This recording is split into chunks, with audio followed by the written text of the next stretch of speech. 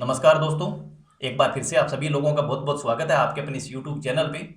तो दोस्तों, अगर इस वीडियो को आप एज ए अकाउंटेंट के व्यू से देख रहे हो और आप अपनी कंपनी की दिसंबर 2024 मंथ की जीएसटीआर 1 की रिटर्न को फाइल करने जा रहे हो या कंपनी की क्वार्टरली जीएसटीआर 1 की रिटर्न को फाइल करने जा रहे हो जनवरी 2025 में, तो इस वीडियो को आप एंड तक जरूर देखना, क्योंकि अब धीरे धीरे कहीं ना कहीं अकाउंटेंट लोगों की जो टेंशन है वो बढ़ती जा रही है, उनकी जो मुसीबतें हैं वो बढ़ती जा रही है।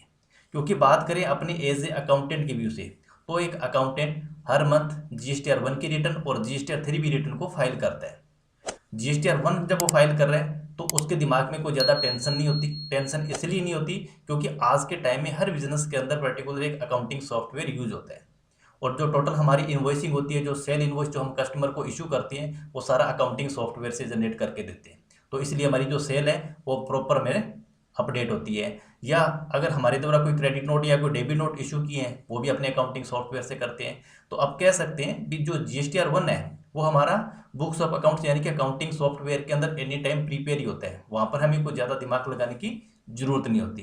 लेकिन जब बात आती है जीएसटीआर 1 के बाद में जीएसटीआर 3 भी फाइल करने की, तो वहाँ पर बहुत सारे अकाउंटेंट लोग हैं, यानी कि हर अकाउंटेंट है बहुत केयरफुली जीएसटी 3B को फाइल करते हैं, क्योंकि वहाँ पर जो सबसे बड़ा मुद्दा आता है जीएसटी के आईटीसी को लेके भी। जितना आईटीसी हमारा जीएसटीआर 2B के अंदर आ रहा है, उतना डाटा हमारे बुक्स ऑफ अकाउंट्स में है या नहीं है, या गलती से हम कोई गलत आईटीसी क्लेम ना कर लें, या जीएसटीआर 3B के अंदर 2B से ज़्यादा आईटीसी अपने क्लेम ना कर लें जिससे हमें कोई नोटिस का सामना करना पड़े। तो इसीलिए जीएसटीआर 3B को फाइल करते वक्त जितनी टेंशन लेते हैं उतनी टेंशन अब जीएसटीआर 1 रिटर्न फाइल करते वक्त भी अब अकाउंटेंटों को लेनी पड़ेगी।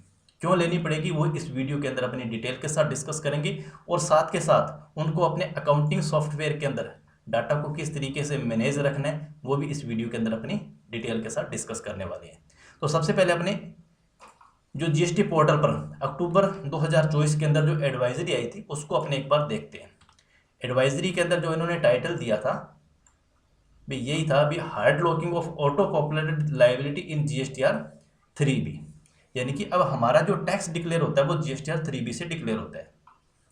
ठीक है, और जीएसटीआर 3B के अंदर होता है क्या है भी अभी तक हमारा जो जीएसटीआर 2B के अंदर जितना हमारा आईटीसी है वो ऑटो पॉपुलेट होके जीएसटीआर 3B के अंदर आ जाता है।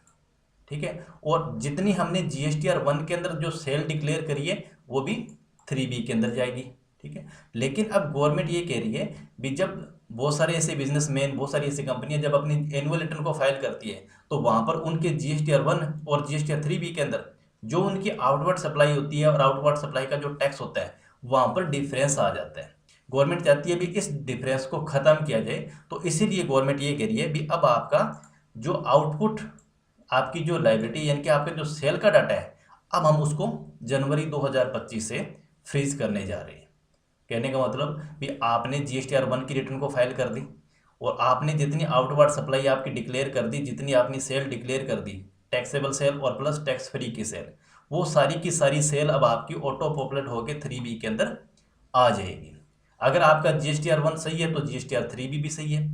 जीएसटीआर 1 के अंदर अपने को डाटा गलत चला गया तो इसका मतलब जीएसटीआर 3B के अंदर भी डाटा गलत चला गया। तो अब अकाउंटेंट लोगों को जीएसटीआर 1 को भी जितनी अपनी सावधानियां जीएसटीआर 3B फाइल करते वक्त रखते हैं उतनी जीएसटीआर 1 के टाइम जब प्रॉपर रखनी पड़ेगी। भी गवर्नमेंट ये मानती है भी आपका आईटीसी है वो तो 2B से ऑटोमेटिक आ ही रहे, लेकिन अब जो आपकी सेल है वो अब जीएसटीआर 1 से 3B के अंदर हम ऑटोमेटिक लेंगे। इसलिए अभी तक क्या था भी अपने जीएसटीआर 1 के अंदर 3B के अंदर जो आईटीसी है उसको भी एडिट कर सकते हैं, जो सेल थी उसको भी एडिट कर लेते हैं। अब जैसे ही एडिट कर दिया तो इसका मतलब जीएसटीआर 1 के अंदर डाटा कुछ और है, जीएसटीआर 3B के अंदर आपका डाटा कुछ और है। तो ये डेफिनेटली अब आपका एनुअल रिटर्न के अंदर डिफरेंस आएगा ही आएगा, अगर आप उन्होंने इसको आगे जाके कहीं सही नहीं किया तो। लेकिन गवर्नमेंट ने यहाँ पर ये पॉइंट नंबर 3 के अंदर ये चीज़ डिक्लेयर करी है कि फ्रॉम जनवरी 2025 टैक्स पीरियड से, ठीक है ना, अगर मान लीजिए आपने जीएसटीआर 1 रिटर्न को फाइल कर दिया, ठीक है, जीएसटीआर 1 की रिटर्न को फाइल कर दिया और उसके बाद में आपके डाटा के अंदर कुछ अमेंडमेंट हो गया, कुछ डाटा के अंदर कुछ चेंजिंग आपने कर लिया, तो आपके पास मौका मिलता है 1A का। ठीक है, जब अपने पोर्टल पर जाते हैं और जब वहाँ पे देखोगे आपके पास में एक तो जीएसटीआर 1 और एक 1A, तो जैसे जीएसटीआर 1 को अपने फाइल कर देते हैं उसके बाद हमारे को डाटा अमेंडमेंट करने के लिए मौका मिलता है जीएसटीआर 1A के अंदर। सेल गलत कम चलेगी, ज़्यादा दिखानी, चेंज कर दो, ज़्यादा चल गई कम करनी AMA के चेंज कर दो, यानी कि ये अमेंडमेंट का 1A का छोटा भाई है। दूसरी बात, अब 3B है तो 3B के अंदर हमारा सेल और ITC का डाटा जाएगा। तो अब जैसे गवर्नमेंट का ये मानना है भी जैसे आपने 1 और 3B फाइल कर दी, तो 3B फाइल करने के बाद में उस मंथ का जो 1A है वो आपका लॉक हो जाएगा, उसके अंदर आप कोई भी चेंजिंग कर नहीं सकते। तो ये गवर्नमेंट का मेन उद्देश्य है भी आपका GSTR 1 और 3B के अंदर डिफरेंस ना आए एनुअल रिटर्न के अंदर, उसीलिए हम GSTR 3B को सेल का जो डाटा है उसको लॉक करने जा रहे हैं। अभी जो हमारा ITC का जो है वो लॉक नहीं होगा। लॉक इसीलिए नहीं होगा भी यहाँ पर उन्होंने दिया भी आगे जो भी GSTR 3B का जो ITC है जो ऑटो पॉपुलेटेड वाला है वो IMS के थ्रू आएगा। भी IMS से क्या होगा भी जो हमने एक्शन लिए हैं एक्सेप्ट के, रिजेक्ट के, पेंडिंग के, वो हमारे 2B में आएगा और 2B का डाटा हमारा 3B में आ जाएगा।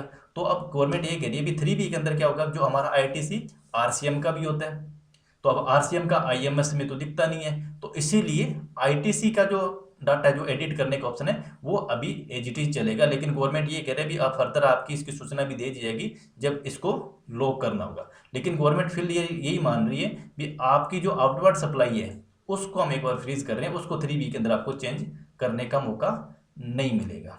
अब अपने को इसको अकाउंटिंग सॉफ्टवेयर में यानी कि बुक्स ऑफ अकाउंट्स में इसको किस तरीके से देखना है उसके अंदर अपने बात करते हैं। मान लीजिए अब जिस दिसंबर 2024 मंथ की अपने को जनवरी 2025 में GSTR 1 की रिटर्न को फाइल करना है। तो जैसे मान लीजिए अपने सबसे पहले एक बार बुक्स के अंदर GSTR 1 को चेक करते हैं, ठीक है, और यहाँ पर टाइम देते हैं अपने 1 दिसंबर से लेके और 31 दिसंबर तक, ठीक है। और अपने टोटल सेल की बात करें, सेल हमारी 2895 की, 760 रुपये का एक क्रेडिट नोट इशू है, तो नेट सेल हमारी कितनी रह जाएगी 2135 रुपये की। तो अब अपने एक बार 3B को भी चेक कर लेते हैं, GST रिपोर्ट GSTR 3B, और यहाँ पर भी 1 दिसंबर से लेके और 31 दिसंबर तक।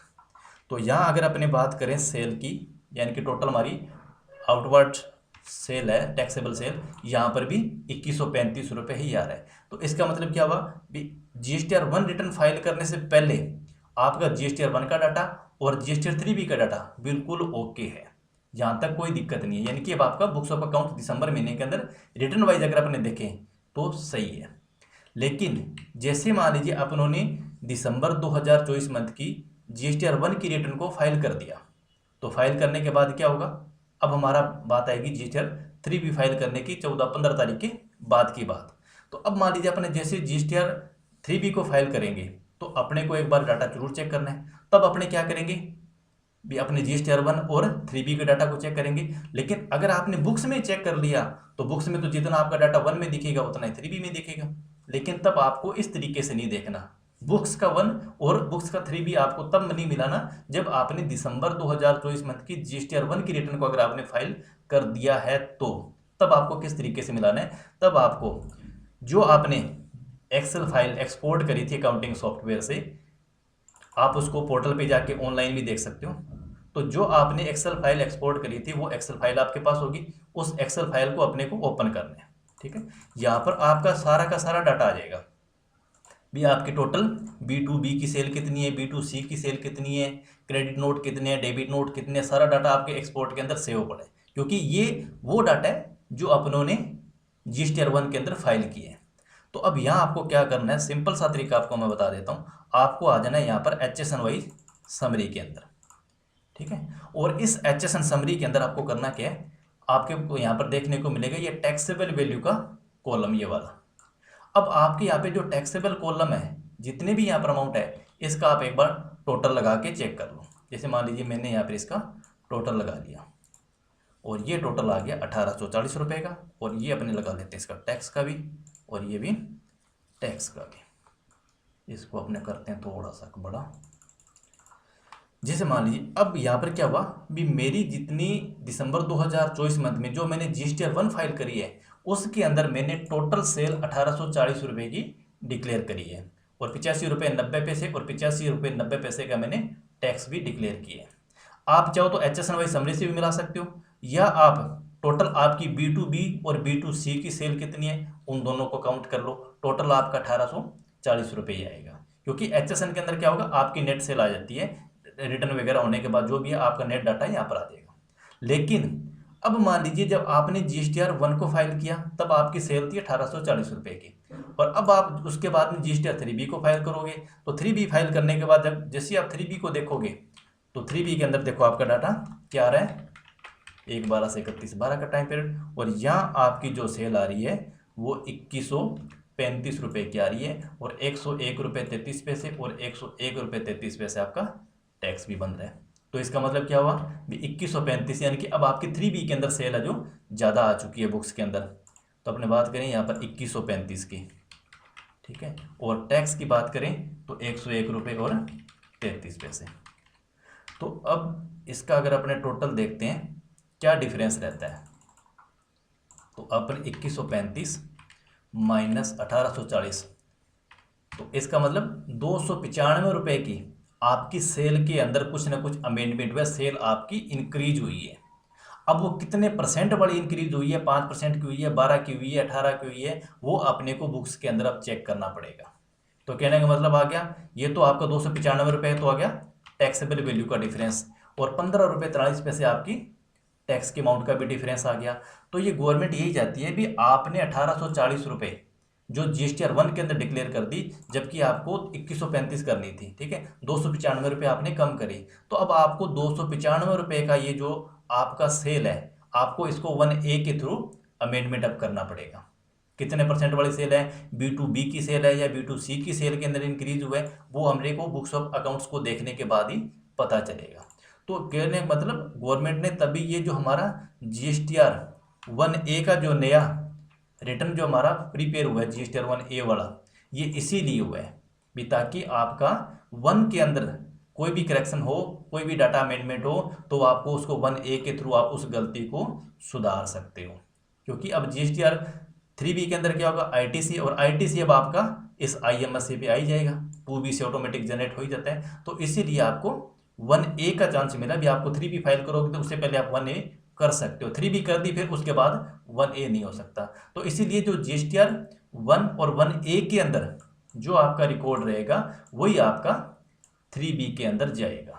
तो इसी डिफरेंस को बंद करने के लिए गवर्नमेंट जो हमारी टैक्स की जो आउटपुट लायबिलिटी है, यानी कि जो हमारा सेल का रिकॉर्ड है उसको फ्रीज करने जा रही है, उसको लॉक करने जा रही है। ITC से रिलेटेड जो हमारा एडिट डाटा है, जो हमारा एडिटेबल है, point number 4 ITC input data जहाँ अपने फिल करते हैं, क्योंकि वहाँ पर हमारा जो हमारी परचेज है उसका ITC तो होता ही होता है, उसके साथ साथ RCM का इनवॉइस है वो इम्पोर्टेंट होता है, ठीक है ना। तो इसीलिए RCM का इनपुट लेने के लिए IMS के अंदर ऐसा कोई ऑप्शन नहीं है जो आपका RCM का जो ITC है वो आप उसको एक्सेप्ट कर सको। इसीलिए इन फ्यूचर इसकी भी प्लानिंग करी जा रही है, लेकिन फिलहाल कंडीशन यही गवर्नमेंट कह रही है भी आपने ITC है उसको आप 3B के अंदर चेंज कर सकते हो, लेकिन सेल हम इसको लॉक करने जा रहे हैं, वो आपका GSTR 1 और GSTR 1A से आपके 3B के अंदर ऑटो पॉपुलेट हो जाएगा।